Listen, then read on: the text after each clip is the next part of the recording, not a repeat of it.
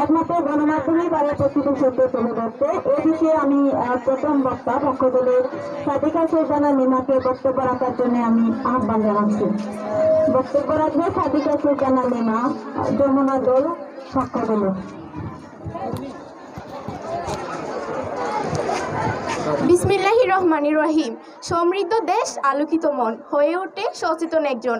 এমন বাস্তবধর্মী স্লোগান সামনে রেখে স্মার্ট বাংলাদেশ গড়ার লক্ষ্যে গণমাধ্যমের কোনো বিকল্প নেই। বহদ্দারঘাটা উচ্চ বিদ্যালয় কর্তৃক বার্ষিক ক্রীড়া ও সাংস্কৃতিক অনুষ্ঠানে আয়োজিত আজকের বিতর্ক প্রতিযোগিতায় উপস্থিত মাননীয় মডারেটর, বিজ্ঞ বিচারক মণ্ডলী এবং বিতার্কিক বন্ধুরা, সবাইকে প্রাণঢাল অভিনন্দন ও সালাম। আসসালামু আলাইকুম। প্রতি বছরের ন্যায় এবছরও বিতর্কের বিষয় নির্ধারণ করা হয়েছে।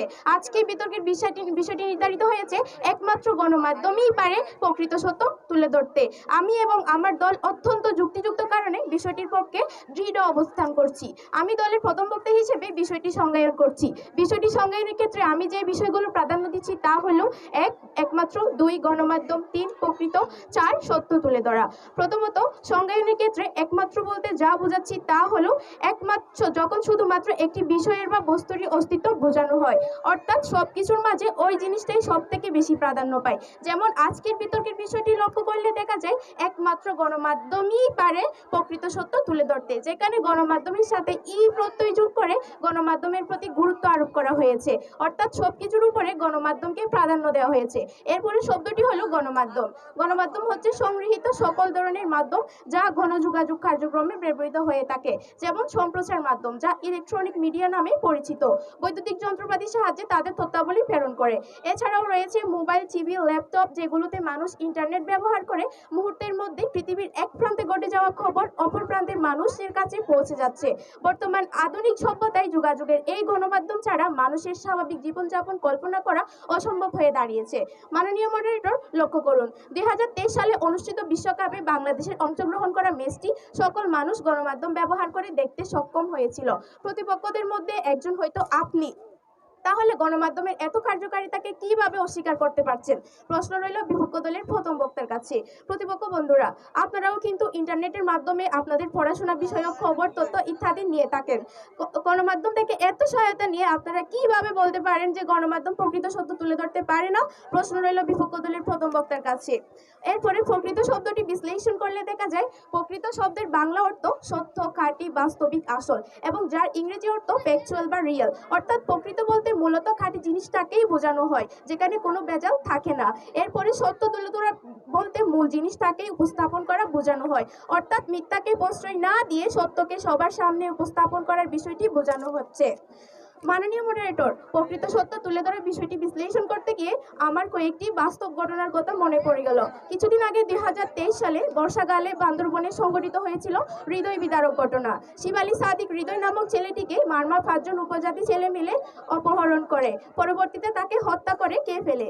এই ঘটনায় তোলপাড় হয়েছিল সারা বাংলাদেশ, এবং এই বাস্তব ঘটনাটি আমরা জানতে পেরেছি একমাত্র গণমাধ্যমেরই কারণে। এবং 2023 সালে 31 জুলাই সিনহা মোহাম্মদ রাশেদ খানের খুনের তথ্য আমরা গণমাধ্যমের কারণেই জানতে পেরেছি।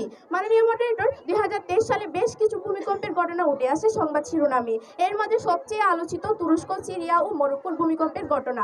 এই ভূমিকম্পের খবর কিন্তু আমরা গণমাধ্যম ব্যবহারের ফলেই জানতে পেরেছি। এছাড়াও ফিলিস্তিন ইসরায়েলের যুদ্ধ, রাশিয়া ইউক্রেনের যুদ্ধের তথ্য আমরা গণমাধ্যম ব্যবহার করার ফলে পেয়ে থাকি। তাহলে এই গণমাধ্যম কিভাবে ভুল তথ্য প্রচারের কাছে বেশি ব্যবহৃত হচ্ছে, যেখানে প্রতিটি মানুষ দৈনন্দিন জীবনে নানা কাজে এই গণমাধ্যম ব্যবহার করছে। ভোট দেওয়ার আচরণ থেকে শুরু করে সহিংসতার উপলব্ধি, বিজ্ঞানীদের মূল্যায়ন থেকে শুরু করে অন্যদের মতামত সম্পর্কে আমাদের বোঝা পর্যন্ত গণমাধ্যমের প্রভাব পরিলক্ষিত হয়। পরিশেষে বলতে চাই, গণমাধ্যম মানে রাষ্ট্রের চতুর্থ স্তম্ভ। রাষ্ট্রের চতুর্থ স্তম্ভ মানে রাষ্ট্রের আশার ভরসার অনীহার অনুষঙ্গ। তাই একথা অস্বীকার করার আর কোনো উপায় থাকে না। একমাত্র গণমাধ্যমই পারে প্রকৃত সত্য তুলে ধরতে। ধন্যবাদ মাননীয় মডারেটর, ধন্যবাদ সবাইকে। গণমাধ্যম মানে গণমানুষের কণ্ঠস্বর, ন্যায় বিচারের কণ্ঠস্বর, জাতি, ধর্ম, বর্ণ নির্বিশেষে সকল মানুষের কণ্ঠস্বর। গণমাধ্যম মানে তথ্য ভাণ্ডার, জ্ঞান বিতরণের মাধ্যমে শিক্ষিত ও বিনোদিত করা, বস্তুনিষ্ঠতা, ঘটনার সহজ সরল ও সত্যের প্রতিমূর্তি। অসংখ্য ধন্যবাদ মাননীয় মডারেটর আজকের এই মহান বিতর্কের মঞ্চে আমাকে সুযোগ প্রদানের জন্য। অধ্যক্ষের আয়োজিত বহাদুরঘাট উচ্চ বিদ্যালয় কর্তৃক আয়োজিত বার্ষিক ক্রীড়া ও সাংস্কৃতিক সপ্তাহে দলীয় রাউন্ডে বিতর্ক প্রতিযোগিতায় উপস্থিত সম্মানিত সভাপতি, মাননীয় প্রধান অতিথি, মাননীয় মডারেটর, বিজ্ঞ বিচারক মণ্ডলী, উপস্থিত শ্রদ্ধেয় শিক্ষক মণ্ডলী এবং উপস্থিত অনুজ অগ্রজ শিক্ষার্থীরা এবং প্রতিপক্ষ বন্ধু সহ যারা দর্শক শ্রোতা আছেন তাদের সকলকে আমার সাদর সম্ভাষণ এবং আসসালামু আলাইকুম। বিতর্ক চলছে এবং বিতর্কের বিষয় নির্ধারণ করা হয়েছে একমাত্র গণমাধ্যমই পারে প্রকৃত সত্য তুলে ধরতে। আমি এবং আমার দল এর পক্ষে জোরালোভাবে অবস্থান করছি।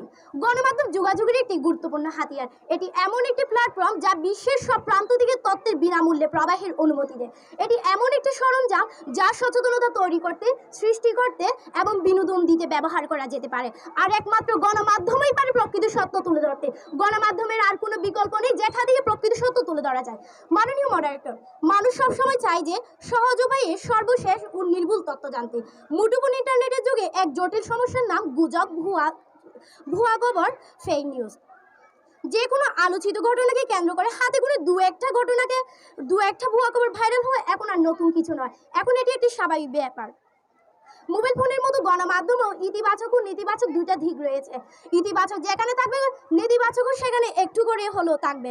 তাই গণমাধ্যমের নির্ভরযোগ্য প্রতিষ্ঠান থেকে ভুয়া নিউজ সম্পর্কে প্রতিনিয়ত জনসচেতনতামূলক খবর ছড়াচ্ছে, যাতে মানুষ সচেতন হয়ে নেতিবাচক দিক তথা ভুয়া খবর থেকে বিরত থাকতে পারে। আর আমরা মানুষ যখন অযৌক্তিক শিরোনাম সহ যে খবরগুলো দেখি, তখন আমরা সেই খবরটা সঠিককে মিথ্যা তা যাচাইয়ের জন্য গণমাধ্যমের নির্ভরযোগ্য উৎস থেকে তথ্য নিয়ে যাচাই বাছাই করি। প্রতিপক্ষ বন্ধু, এই ক্ষেত্রে কিন্তু আমাদের গণমাধ্যমের উপরেই নির্ভর করতে হচ্ছে। প্রতিপক্ষ বন্ধুদের দৃষ্টি আকর্ষণ করছি, আপনারা তখন থেকে গণমাধ্যম প্রকৃত সত্য তুলে ধরে না গান গেয়ে যাচ্ছেন, কিন্তু এখন পর্যন্ত এটা স্পষ্ট করতে পারলেন না যে গণমাধ্যম ছাড়া কি দিয়ে প্রকৃত সত্যটা তুলে ধরা যায়। আশা করি আমার পরবর্তী বিপক্ষ দলের বক্তা এসে এটা স্পষ্ট করে যাবেন। যদি স্পষ্ট করতে না পারেন, এই পর্যায়ে বিপক্ষ দলের যুক্তির আর গ্রহণযোগ্যতা থাকে না। মাননীয় মডারেটর, লক্ষ্য করুন, সরকারি বিভিন্ন সংস্থা যেমন গোয়েন্দা, পুলিশ বা অন্যান্য প্রশাসনিক সংস্থার মাধ্যমে অনেক স্পর্শকাতর সংবাদ যদি গণমাধ্যমে না আসতো, তবে তার সরকারের অগোচরেই থেকে যেত আর অপরাধীও শাস্তি পেত না। একটি বাস্তব উদাহরণ দিয়ে দেখিয়ে দিচ্ছি। 4 অক্টোবর 2019 ফেনীতে সংঘটিত নুসরাত রাবির নির্মম হত্যাকাণ্ডের ঘটনাটি গণমাধ্যমে না এলে স্থানীয় নেতাকর্মী, পুলিশ, গোয়েন্দা বা অন্য কোনো প্রশাসনিক মাধ্যমে সেটি সরকার অবধি পৌঁছাতো না, কারণ স্থানীয় নেতাকর্মী, পুলিশ ও প্রশাসনে অনেকেই এ ঘটনায় জড়িত রয়েছে। শুধু গণমাধ্যমে আসার জন্যই সরকার এই ব্যাপারে অবহিত হয়েছে। প্রতিপক্ষ বন্ধু, এই নুসরাত রাবির হত্যাকাণ্ডটি যদি প্রকৃত সত্য গণমাধ্যম দ্বারা সরকার অবধি না পৌঁছাতো, প্রকৃত সত্যটি যদি গণমাধ্যম দ্বারা না পৌঁছাতো সরকার অবধি, তাহলে কি মাধ্যম দিয়ে প্রকৃত সত্যটা সরকার অবধি পৌঁছে দেবেন? আশা করি উত্তর দিয়ে যাবেন। মাননীয় মডারেটর, গণমাধ্যমের সর্বপ্রথম করোনা মহামারীতে শেখ হাসিনার দিক নির্দেশনা সহ ব্যাপকভাবে প্রচার করে জনসচেতনতা তৈরি করেছে। মানুষের ভেতরে ভুয়া খবর না দিয়ে, আতঙ্ক সৃষ্টি না করে, মার্চ থেকে এই পর্যন্ত বস্তুনিষ্ঠ সংবাদ পরিবেশনা করে কোভিড-19কে মোকাবেলায় স্বাস্থ্যকর্মীদের উৎসাহ জুগিয়েছে গণমাধ্যম। এমনকি স্বাস্থ্য খাতে দুর্নীতির খবর নির্ভীকভাবে প্রকাশ করে সরকারকে সিদ্ধান্ত গ্রহণে সহযোগিতা করেছে।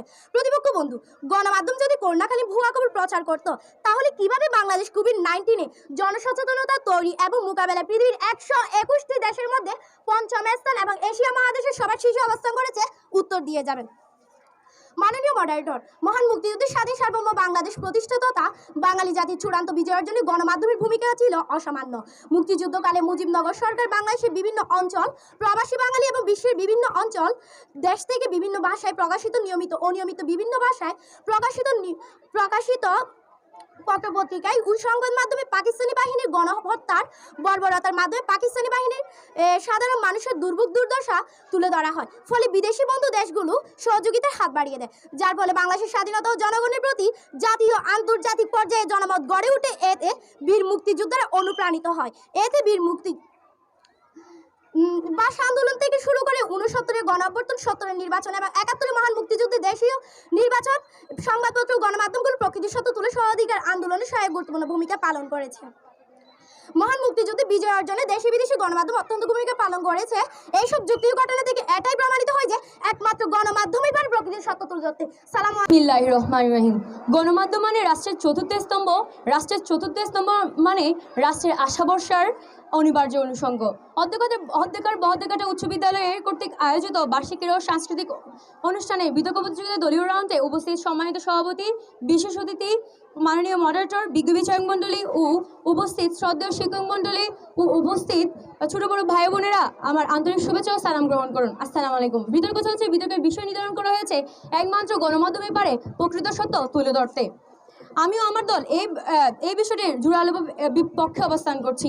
আমার দলের প্রথম বক্তা ও দ্বিতীয় বক্তা স্পষ্ট যুক্তি ও বাস্তব উদাহরণ দিয়ে এটাই স্পষ্ট করছে যে একমাত্র গণমাধ্যমে পারে প্রকৃত সত্য তুলে ধরতে। আমি পক্ষ দলের তৃতীয় বক্তা হিসেবে আরও যুক্তি ও বাস্তব উদাহরণ দিয়ে বুঝিয়ে দিয়ে যাব একমাত্র গণমাধ্যমে পারে প্রকৃত সত্য তুলে ধরতে। গণমাধ্যম একটি রাষ্ট্রের আয়না বা দর্পণ। একমাত্র গণমাধ্যম সরকার ও রাষ্ট্রের মধ্যে যোগসূত্র স্থাপন করে। যে কোনো রাষ্ট্রে অসহায় মানুষের সুখ, দুঃখ, আনন্দ, বেদনা, নীতি ত্রুটির সমাধানের পথ, দুর্নীতি, অপরাধ সহ সবকিছুর বিরুদ্ধে সোচ্চার থাকে গণমাধ্যম। মাননীয় মডারেটর, সত্য প্রকাশের একমাত্র মাধ্যম হিসেবে আমরা গণমাধ্যমে প্রদান করতে যাচ্ছি। গণমাধ্যম প্রধান দুটি বৈশিষ্ট্য হলো গণমাধ্যমের সহজলভ্যতা, গণমাধ্যমের সর্বাধিক গ্রহণযোগ্যতা। গণমাধ্যম যেমন খুব দ্রুত কোনো সত্যকে মানুষের নিকট পৌঁছে দিতে পারে, ঠিক তেমনি উভমুখী বিক্রিয়ার মতো করে গণমাধ্যমের আকাঙ্ক্ষা, আক্ষেপ প্রকৃত সত্যকে গৃহীত করতে পারে। অর্থাৎ হত্যা, ধর্ষণের মতো যে বিষয়গুলো রাষ্ট্রতন্ত্র নিজের ব্যর্থতা ঠেকাতে গোপন করতে চায়, গণমাধ্যম সেই সকল তথ্য তুলে ধরে জনগণের সামনে। এই কারণে গণমাধ্যমকে একটি রাষ্ট্রের চতুর্থ স্তম্ভ হিসেবে আখ্যায়িত করা হয়। প্রতিপক্ষ প্রিন্টেড সংবাদপত্রের দিকে বা অনলাইন পোর্টাল বা ইউটিউব ভিত্তিক গণমাধ্যম বা টেলিভিশনের দিকে আমরা নিয়মিত চোখ রাখি।